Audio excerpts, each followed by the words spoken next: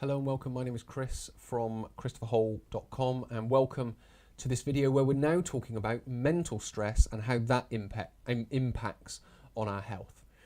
And in this video, we are going to be focusing on the thinking part. So that's our mental stress. We're going to be talking about positive thinking versus negative thinking. We're going to talk about what I guess you could describe as some new concepts in positive and negative thinking, possibly some things that you haven't thought about before, but we're going to be relaying it back down to our physiology and what those types of thinking has out on our physiology. Before we get into that, I'd just like to mention my social channels: Twitter, Facebook, Instagram. Please go along there, look me up, like and follow. It'd be great to see you there, answer any questions that you do have. Alternatively, come to the website, ChristopherHole.com/join, where you can sign up to our monthly newsletter, which is all themed. We talk about a variety of subjects across health and fitness that sit under that theme. So there'll be sort of 4, 5, 6 videos, all based on that subject. So please do come along. It'd be great to have you there, answer any questions that you do have. So coming back to today's video, where we're talking about mental stress and how that impacts on our health. Now, what we're going to talk about here is something that you may not have heard about before, but please stick with it, look into it a little bit further, because there's some certain scientific merits within it. It just needs to be applied in a certain way, if you will. Now, we've all heard about positive thinking. We all know that as a good thing. And we've all heard about negative thinking, and we've all heard about that as essentially a bad thing. So we've got this sort of bad over here, and good thinking over here.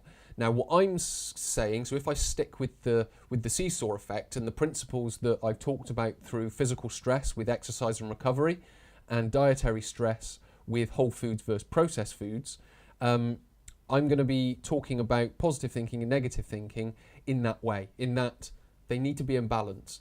Positive thinking and negative thinking aren't going anywhere. You aren't going to be 100% positive and you aren't going to be 100% negative. Whether you think you're one or the other, you're going to be more balanced if you look at it in a more objective way, and I'll talk about that in a second. Now, these types of thinking and what the effect they have on the body is, let's just say, a stress to the body. So excitement. Let's look at that. So the heart rate, what happens when we're excited? What happens to your heart rate? It increases. What happens to your breathing rate? It potentially increases. What happens to your blood sugar? It increases. So if we go across to negative thinking and just look at fear as one example, there's many different examples of this. But again, heart rate increases, breathing rate increases, blood sugar increases. So different emotions, but same effect on the body. Now, all of these with increased heart rates, increased breathing rates, and increased blood sugar levels, the same as exercise, that is a stress to the body. And the same with diet, with increased blood sugar levels, that is a stress to the body. Now, if we have these two, for example, in an extreme balance, so you're trying to be this all of the time and this never, or you're always this and never this, then you're going to be in an extreme balance. You're going to have an extreme balance between the two. So what that's going to do is the seesaw is going to be going high to low, from excited to fearful, from fearful to excited, if that makes sense.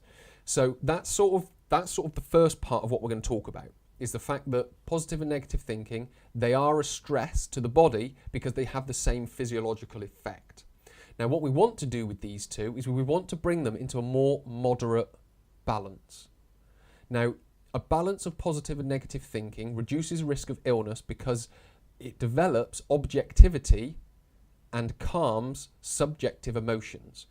Now, what objectivity means is balance, unbiased. So if we look at a situation, and a situation that we might get excited by, we're obviously going to say, well, that's a positive situation. So what we're going to do is in our brain, in our unconscious mind, or in our conscious mind, if you will, you're going to have a bunch of positive things. So let's just say there's 50 positive things. And then you'll go, well, there's no negatives to it. If we start looking, we might start finding them. Now, as those negatives balance out the positives, so as we start getting 10 negatives, 20 negatives, 30 negatives, we're going to start seeing that same situation in a different light. Now, the more we can get those positive and negative thinking into balance, that's going to calm the physiology. I could go into it in a different video, or maybe talk about the actual physiological effect on it's called the autonomic nervous system. You've got a sympathetic and a parasympathetic side. When you are stressed, when you're excited, you're in the sympathetic side. When you're fearful, you're in the sympathetic side. That's the stress response. As you start to build objectivity and build a better balance between your negative thoughts and your negative thoughts and your positive thoughts, you then start to bring more objectivity. That same situation that you were once excited by or fearful by, you look at it in a much different light, you're a lot more balanced about it, and it doesn't really matter either way. So that's the type of thing that we need to be thinking about. When we talk about subjective emotions, we're just talking about biases. So things that we like and that we dislike. When we like something, that creates a stress because it stimulates the sympathetic side of the nervous system. When we dislike something, that develops stress because it stimulates the sympathetic side of the nervous system.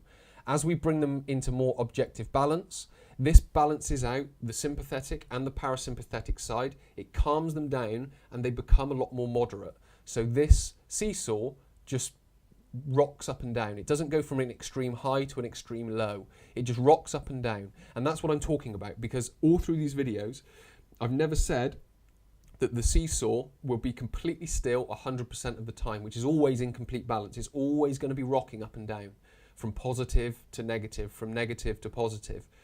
What benefits our health and causes less stress to the body is the fact that rocking motion is only very slight, or the more moderate it can become, the less stress to the body. And I guess the final thing that we need to talk about is thinking as a whole. Now, it's at the top for a reason. It's because it's the most important one of the three. And what that means, to sort of finish off this series of videos, is if you exercise and recover well, so you've got a good sort of exercise program going on, if your nutrition's bad and you're stressed all the time, then that's going to have an effect on your health. If you got a great exercise plan and you've got a great nutrition plan, but you're stressed all the time, that's also going to have an effect, because the mental stress can shut down the digestive system. It can also shut down how well the body recovers, which causes these two, moving and eating, to be affected simply by your stress levels. So if we can manage our stress levels better, that allows our moving and our eating to have a better combination, if you will, and they integrate and synthesize better and create what I describe as health. So that covers the three components of health, and it covers them very slightly in the way that how they impact on our health. But the main principle that we need to take from this is, within moving, eating and thinking, we need to create moderate balance.